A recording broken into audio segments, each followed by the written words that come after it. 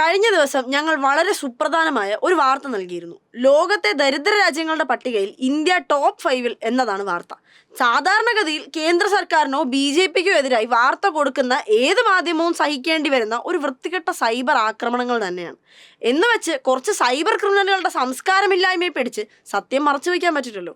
സമാനമായ വളരെ മോശം സൈബർ ആക്രമണങ്ങളാണ് ഈ വാർത്തയ്ക്ക് ഞങ്ങൾ നേരിട്ടത്.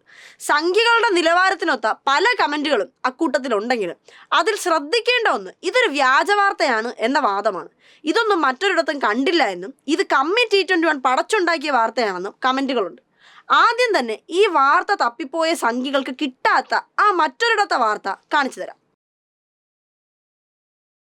ഇനി കണക്കുകൾ.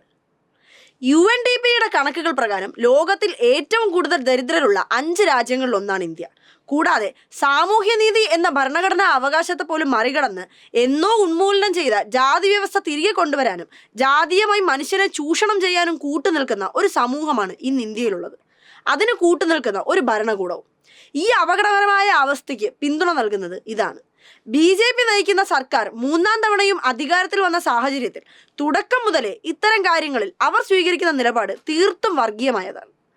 GDP, PPP തുടങ്ങിയ സാങ്കേതിക മാനദണ്ഡങ്ങളുടെ അടിസ്ഥാനത്തിൽ ഇന്ത്യ വളരുന്നുവെന്നും സാമ്പത്തിക ശക്തിയായി മാറുന്നുവെന്നും അവകാശപ്പെടുന്ന കേന്ദ്ര സർക്കാർ രൂക്ഷമായ ഇന്ത്യയുടെ തൊഴിലില്ലായ്മ നിരക്ക് പോലെയുള്ള സാധാരണക്കാരുടെ പ്രശ്നങ്ങൾ മറച്ചു പിടിക്കുകയാണ്. ഇന്ത്യയിലെ അതിദരിദ്രരുടെ എണ്ണം 234 ദശലക്ഷമാണ്. ഗ്രാമീണ മേഖലയിൽ തൊഴിലില്ലായ്മയുടെ തോത് 6.3 ആയിരുന്നത് 9.3 വർദ്ധിച്ചു. 10,000-ലധികം കർഷകർ കടക്കെണി മൂലം ആത്മഹത്യ ചെയ്യുന്നു.